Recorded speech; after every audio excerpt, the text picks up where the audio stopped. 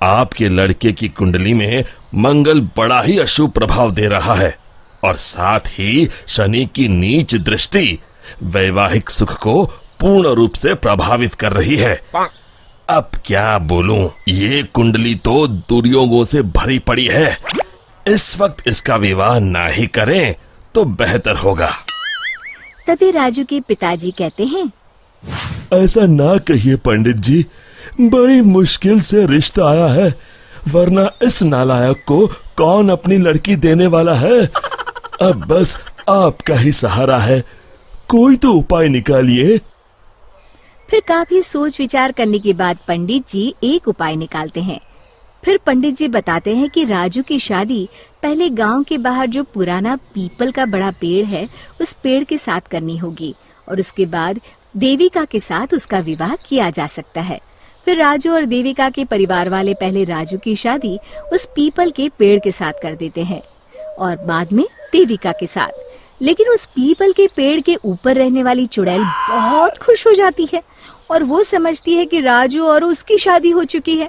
फिर वो देविका के शरीर में प्रवेश कर लेती है और राजू के साथ रहने लगती है। फिर एक दिन राजू की माँ उसे ताना मारते हुए कहती है, अरे निखट्टू, कब तक घर में बैठा मुफ्त की रोटियां तोड़ेगा? अब तो तेरी शादी हो गई है, कुछ तो शर्म कर। क्या माँ, सुबह सुबह फिर से तुम्हारा भाषण शुरू हो गया। तुम चिंता मत करो, मैं जल्द ही खुद का व्यापार शुरू करने वाला हूँ। अरे बेटा, तू किसे बेवकूफ बना रहा है, मुझे या अपने आप को? पिछले 5 सालों से यही सुनते आ रही हूँ। बस बहुत हो गया, मैं कुछ नहीं जानती।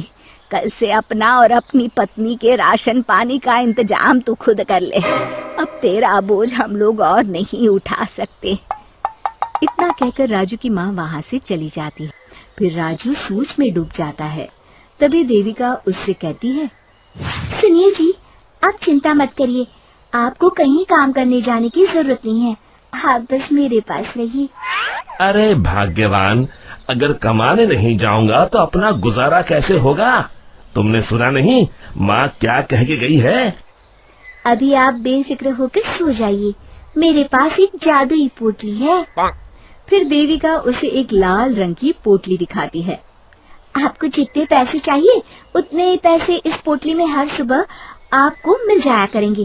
बस ये राज हम दोनों के बीच रहना चाहिए।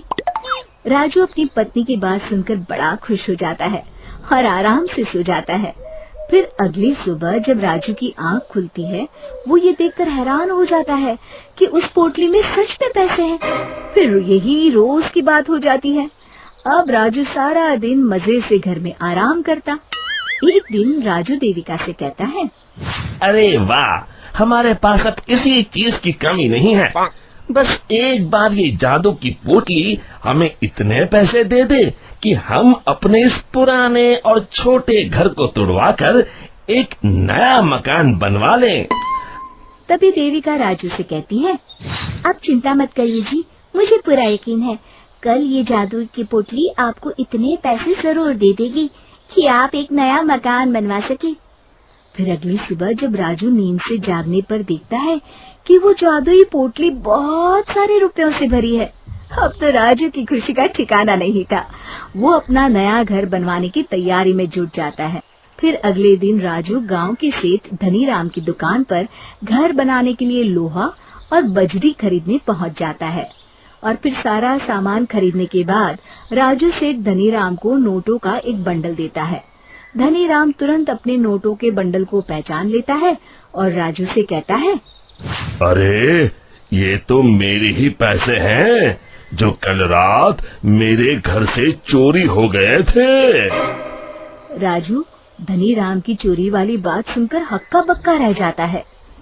वाह भाई, तू तो कमाल का चोर निकला। मेरे पैसों से मेरी ही दुकान पर सामान खरीदने आया है। देख, मैं तुझे माफ कर दूंगा।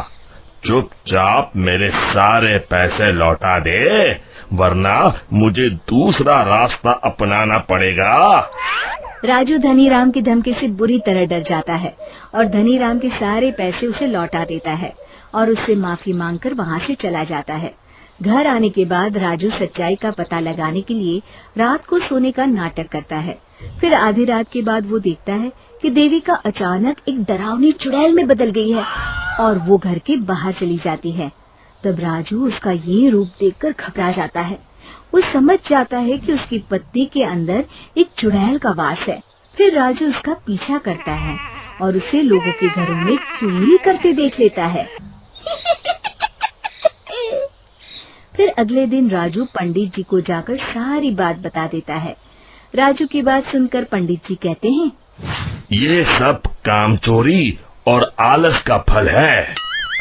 मैं जानता हूँ पंडित जी, बस आप मुझे इस चुड़ैल से बचा लीजिए। मैं कसम खाता हूँ आगे से सिर्फ मेहनत करके पैसे कमाऊंगा। अब बस इस मुसीबत से बचने का सिर्फ एक उपाय है। बस जैसा मैं कहता हूँ वैसा ही करो। तुम अभी जाकर वो पोटली मुझे लाकर दे दो। फिर राजू भागकर घर से वो पोटली लाकर पंडित जी को दे देता है। दोनों उसी पुराने पीपल के पेड़ के पास जाते हैं और पंडित जी उस पोटली को पेड़ से बांधकर वहाँ हवन चालू कर देते हैं। दूसरी तरफ देविका के शरीर में रह रही चुड़ैल छटपटाने लगती है और देखते ही देखते वो हवन कुंड के सामने खड़ी हो जाती है और देविका के शरीर से बाहर आ जाती है। फिर पंडित जी से कहती हैं, मैं इतनी आसानी से राजू का पीछा नहीं छोड़ने वाली। मैं तुझे आखिरी मौका दे रहा हूँ। इस लड़की के शरीर को छोड़कर चली जा।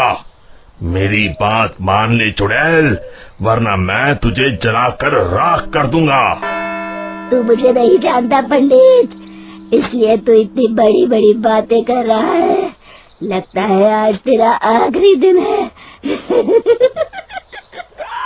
तो तू नहीं मानेगी तो ठीक है, अब मजा देख। और फिर पंडित जी जोर जोर से मंत्र पढ़ना शुरू कर देते हैं। हवन कुंड की अग्नि देखते ही देखते बहुत बड़ा रूप धारण कर लेती है। चुड़ैल उस पोटली के अंदर कैद हो जाती है। अरे अरे ये कैसे हो गया? अरे मुझे छोड़ दे पंडित, मैं तो मजाक कर रही थी। फिर पंडित जी उस पोटली को उठाकर हवन कुंड में डाल देते हैं। मर गई रे! फिर उस पोटली के साथ चुड़ैल जलकर राख हो जाती है। शिक्षा, लालच और मुसीबत एक ही सिक्के के दो पहलू हैं। इससे दूर ही रहने में हमारी भलाई है।